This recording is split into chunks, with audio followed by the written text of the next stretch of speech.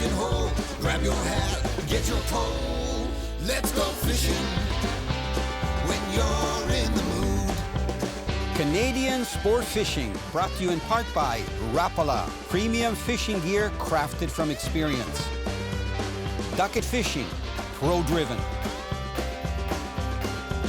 Raymarine Electronics, Raymarine, simply superior. Pro Sports Boats, tame the waters.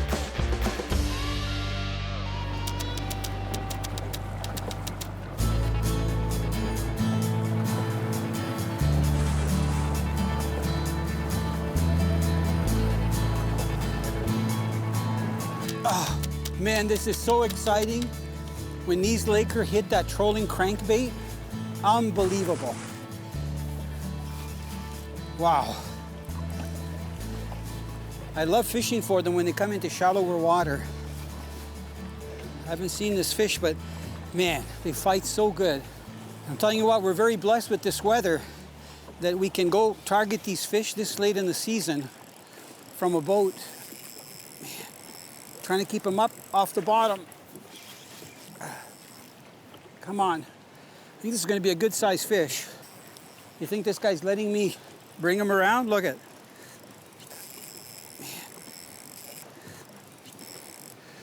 Trying to get him to the back of the boat because he's working that wind. You know, this is where you can really use the help of another person in the boat, but hey, what can I say? Gorgeous fish, just hooked in the side of the mouth. Wow. Okay, let me get my composure here. I'm gonna hold him up so you can get a good look at it, then we're gonna get it back in the water. Man, he's got tons of energy. The one thing about lake trout, they like to head shake a lot and thrash. There. Isn't that a nice lake trout? Gorgeous. Yeah, I'm just gonna get him back. Won't take him long to revive. Oh, tell you what, that's a job. Now we've got 5 minutes to take the hook out of my net. That was awesome.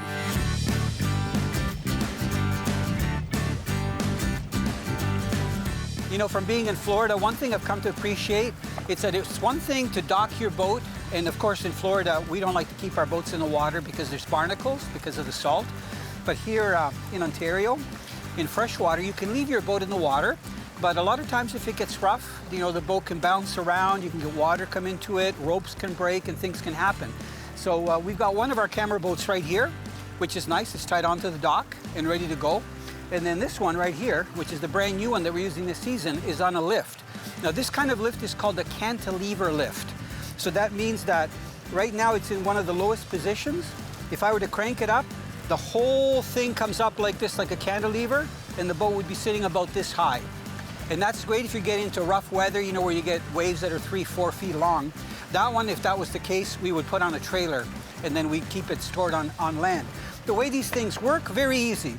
If you go clockwise, you'll hear ticking, and you can see it doesn't need much pressure. I can go like that.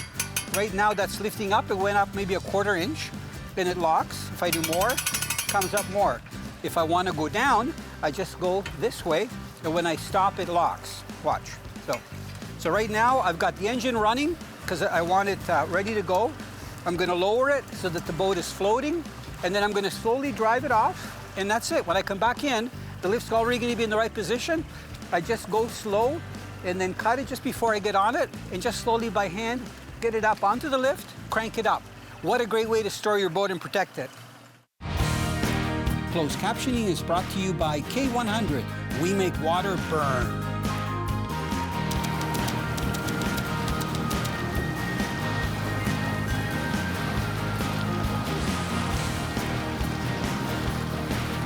You know, to get lake trout jigging, it's either through the ice, we're using a sonar to mark them, or having a structure break where you can really focus. Look at the head shakes this guy's making. Gonna loosen off that drag. Look at this. Hopefully he's not hooked too deep. Man, this guy's got, he's not huge. I mean, he's a good sized lake trout, but he's got so much energy. Come on. Gorgeous, good. He's not hooked too deep. A good friend of mine, Dominic, makes these jigs. And I'll explain what the difference is in these jigs than other jigs a little bit later. They're great jigs because they don't tear apart the soft plastic. Okay, come on. Got them. Okay. See if I can lift them up. You know, it's funny. I'm referring to this as not like a big lake trout. Look at the size of it. It's a gorgeous fish. Very lean. Let me just get that line off. Don't think that I'm lazy sitting down. You know, I'm taking advantage of this case. Isn't that a gorgeous fish? It's beautiful. Nice young guy. Okay, let me get him back in the water, and then I'm going to tell you about the lure a little bit. Oh boy. Look at the energy he's got. Gorgeous fish. Look at how lean he is.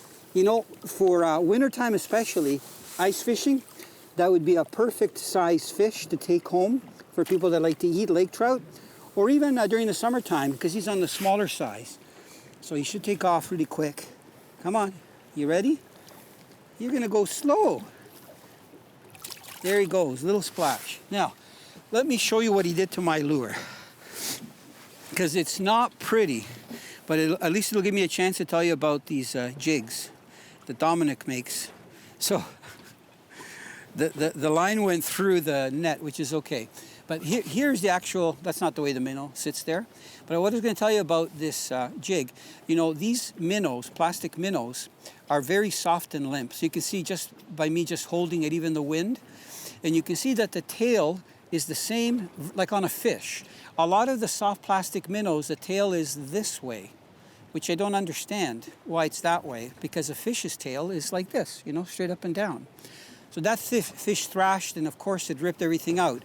But for any soft plastics, I find that if you have a jig head that has the mold, the lead here, or whatever the material is, bismuth, it can actually expand and break the jig. So I asked Dominic if he could make some jigs up with just this little wire barb. You see how tiny that little wire barb is? And he's got eyes on there, so that when you put it in, and of course this guy's damaged here, when you put it in, I'm going to try to thread it just for demonstration purposes, even though half of it's ripped apart here. When you put it in, and I slide it up, that little grub barb holds it in place, but it doesn't expand the body so that it rips it and tears it apart. So you know what? I may be able to get another fish. I'm going to change it because that's kind of ripped. He did a number on it. But anyway, it's fun when you can get them jigging like this. And this minnow with that action works really well, especially when they're feeding on bait fish. You know, I'm fortunate on this boat that I have all the equipment that I need, the power equipment. For example, I've got the 10-foot power poles that are right here. The mechanic was nice enough to put the switches right in the back. So you can see that the power poles deploy right here. I've got the controls for both of them, one on each side. You know, to power these electronics, whether it's the power poles, the downriggers, the fish finders that I have one dedicated battery, and that's right down here. And that's a lithium battery. So that's a 100 ampere-hour battery. It's not humongous, but it's perfect. And you can see the charger that I have on the floor right there. That's the charging system. So what's really nice about the system is that the lithium battery delivers a lot more power and stores more power for what you need. So I feel comfortable whether I'm using the power poles or whether I've got to use the downriggers or any of the other equipment that I have on the boat, that I've got the power source that I need it. And one thing that I find really smart is to isolate your battery power. So when I say isolate your battery power, that particular battery, that 100 ampere, which is a deep cycle battery, only powers my electronics, like the power poles, my downrigger, and my fish finders. So I have two other batteries, one for the electric trolling motor and one for the cranking of the outboard. So it's really, really smart, because if you ever have a problem, you know that it's one battery or the other. And hopefully we won't have any problems. And that way we can concentrate on fishing.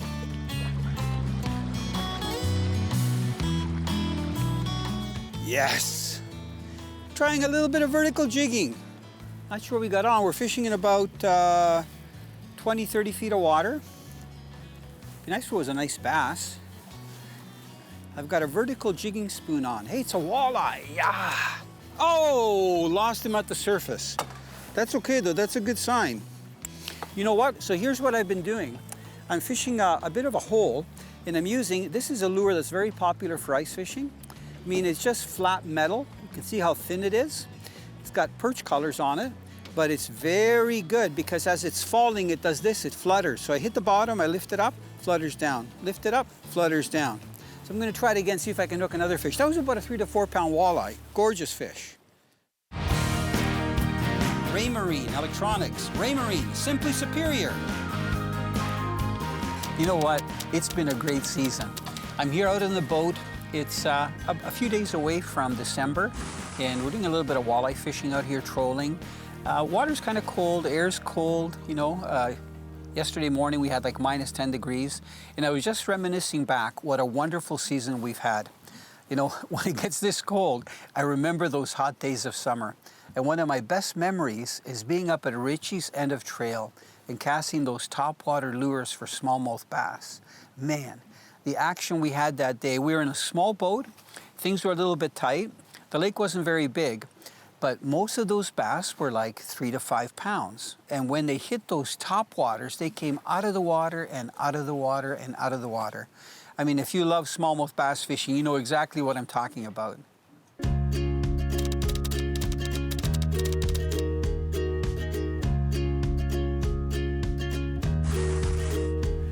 The wind's picked up, but this fishing is like, look at, unbelievable.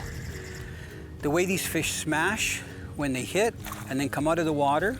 I'm gonna let the drag off a little bit, just in case he makes a fast run so the hook doesn't tear out. Tell you what, this is very exciting. You know, I don't know if you can see behind me, this is like a perfect lake for bass. I'm not sure why the bass are in here. Maybe the government stocked them, but it's such a healthy bass population. And you know, when you get up north, most of the locals fish for walleye. They don't even really go for pike, or they might go for like speckled trout, brook trout, or lake trout, or ice fish for walleye. The bass are like hardly harassed by people. It's so nice, because if you love to bass fish, if you come up to Richie's end of trail, you can do this, you know, almost every day if you want, and still go out for a few hours after dinner and get enough walleye to have a nice meal. What a beautiful bass. That lure is so bright in its mouth. It's that bullfrog color. So this guy thought that was a frog. It's funny.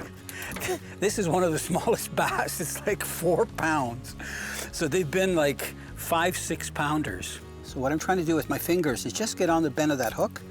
Oh, great. Look, and I just tagged them again here. There we go. Look, one more look before I release it. That's an 18-inch smallmouth. The smallest fish so far. That's unbelievable. That water's nice. Look at the colors. I'm looking at the span. The last one that I got was from my fingertips past my watch. Massive girth. This is a good 4-pound fish or even over. So healthy. I'm gonna just take my hand away, look at it. Wow. This is one of the classic Rapala topwater lures. It's called the Skitter Pop. This one is the size 7, which means 7 centimeters long. But the one thing that I'd like you to pay attention to, one is the color. So this is a frog color. So it's designed to be cast, you know, in the shallows where there's reeds along the rocks. But take note how small that popper is. It's not a big concave popper. So that what that tells me is that it's going to make a much lighter bloop sound. There's 2 reasons why I'm using the 20-pound test fluorocarbon leader. The first one is that they're pike here. I don't want to lose like a $10 or $12 lure on a pike. The second one is that if I'm casting into the wind, the stiffness of the fluorocarbon compared to the braided line, there's less chance of the line getting caught on the hook when the lure is tumbling through the air.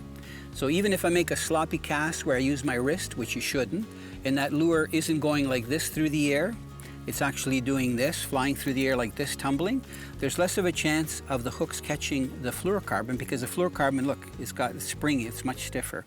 So there's 2 really good tips if you're using, especially top water and a lighter one. So this lure doesn't have any rattles. It's extremely light. It reminds me of like a number 7 or number 9 original floating Rapala.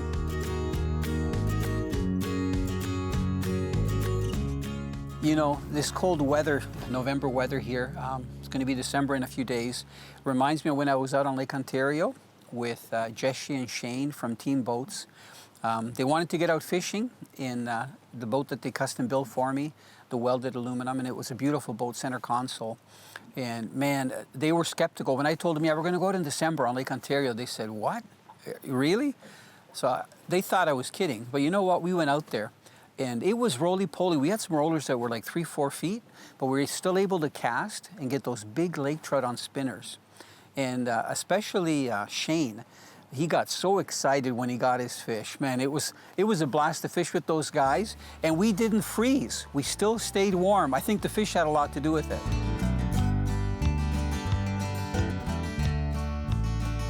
I caught me a marlin! I hope I don't get one. How does it feel? Heavy? Oh, beautiful! Okay, I'm gonna turn the electric off. Gotta sit down for this one. What? Young guy sitting Sit down? for this one. You guys are awesome. Oh my God, that's a nice fish. You know what though? Now you get to hold it. Oh wow! Okay, here, I'm gonna grab the rod. Oh, thank You may want to take your gloves oh, off. my hands. My Oh, hands. come on. Just Now kidding. you're hamming it up for the camera. kidding. Here, you just gonna let wait. me in there? You just wait. I got the pliers. Okay. You gonna do this all in the water or bring them in? No, we're gonna bring them in here. Okay. No, yeah, the water's cold. As soon as So, Shane moves, I'll yeah, bring the come on fish. over here. Shane, you move. Why do you think I got the sea deck? It's so the fish are comfortable, right? Yeah. Oh wow. Isn't that gorgeous? There you go, Don't buddy. drop them over the side. Hold them tight. Hold them tight. Geez, Louise. Here, let me help you Use with the that. pliers. Yeah, yeah. You Use don't the want to. pliers or you lose your Let me fingers. see. Let me look here. Got 'em. Okay, now I'm gonna put him in the net. This time I'm gonna let him go. Did you want to kiss it or not? Yeah. Perfect. Because that is, come on. Thank that, you. That is a gorgeous lake trout. Thank you. Look at tons of energy. This guy's really blue. Look how wide their head is. Yeah, he's saying like, piss off, let me go. So I'm gonna just hold him up so everybody sees him. And he's gonna take off in a second because that water is cold. Look at. Perfect. Rod Runner Canada, grab and go fishing. You know, if you live in Canada, especially central and eastern Canada, one of the most sought after fish is walleye. And man, this year we had so much fun catching them, casting along weed lines, fishing reefs surrounded by deeper water, you know, throwing markers out. One of my fondest memories is fishing with Carl Kuster, who has fished with me in Florida. And again, really nice hot weather where you can just relax and cast lures into like 7 to 10 feet of water. And Carl fishes for walleye because he's in the Kawartha. He's got a really nice house in the Kawartha Lakes, Ontario, but I don't think he's ever cast crankbaits for them. So man, that was some great memories, just getting one walleye after the other. Carl, you made that look easy. I love it when my guests get the first fish. Oh, he's probably give me a little bit of heck right now. You keep pressure on him, okay? Yeah, we'll do that. Look at you. What do you think it's going to be, Carl? It's a walleye. He's going right down. Okay. Here he comes. Look at that. nice fish. Oh, yes. You're so calm. Man, he nailed it. And look at me. Yeah, he's still green, so I'm going to let him thrash a little bit. Now he's in the net. That's okay. There. That's a nice one. Isn't that a nice one? Now, I know you get lots of walleyes up on in the Kawarthas. Here, look, the pliers right here. Nice color, right? Dark. They're beautiful. I'm Yeah. going to let you hold them. How many casts was that? Did that take long? It was probably my 5th or 6th cast. I was watching you because I was casting just on the edge of where we got the marker. You got him right over the weeds. Oh no, You want don't, him to just do that way? just All under right, there. all right. Yeah, just like that. I don't. You don't want to hurt his teeth with your fingers. Yeah, that's true. Yeah, yeah. Look at gorgeous fish. I didn't bring my tape measure. We've got one there. I'm guessing he's about 17, 18 inches. I would think so. Yeah, it's He's perfect. perfect eating size. But you know Yes. what? You know what I do, right? We release the first fish. All right. We give it back to God. Is this like Newfoundland where you got to kiss the cod, or? Well, you can. Kiss a Just walleye? No Yeah. no tongue with those teeth. Oh, you did that so gently. Okay, so let's just hold him over, and he'll take off like a dart. You'll see, like a pike. You're not gonna be able to hold him too much longer. Did he go? You went? Yeah. Listen, you did that. Isn't that amazing? Yeah, it was good. Okay, now I guess gotta get this out.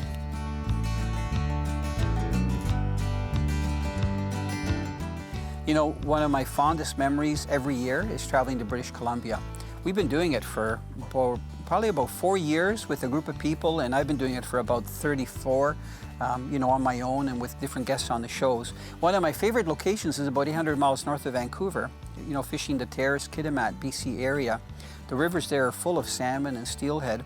We try to time our trip so it's the end of August, beginning of September, so that we hit the fresh run cohos that come up, and there's also millions of pink salmon that are in the river. There's just something about casting spoons or jigs for them, whether using a drift outfit, and hooking one fish after the other. And man, when you cook some of those fresh cohos, they are amazing. What an amazing trip.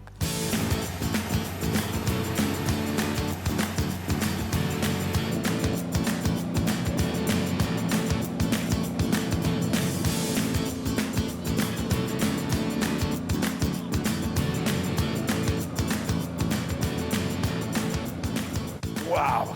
What an amazing jet boat ride. A little bumpy at first.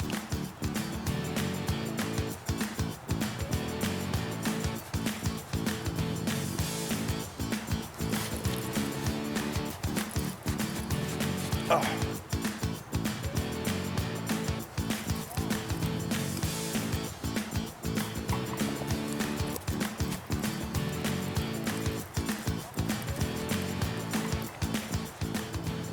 Beautiful.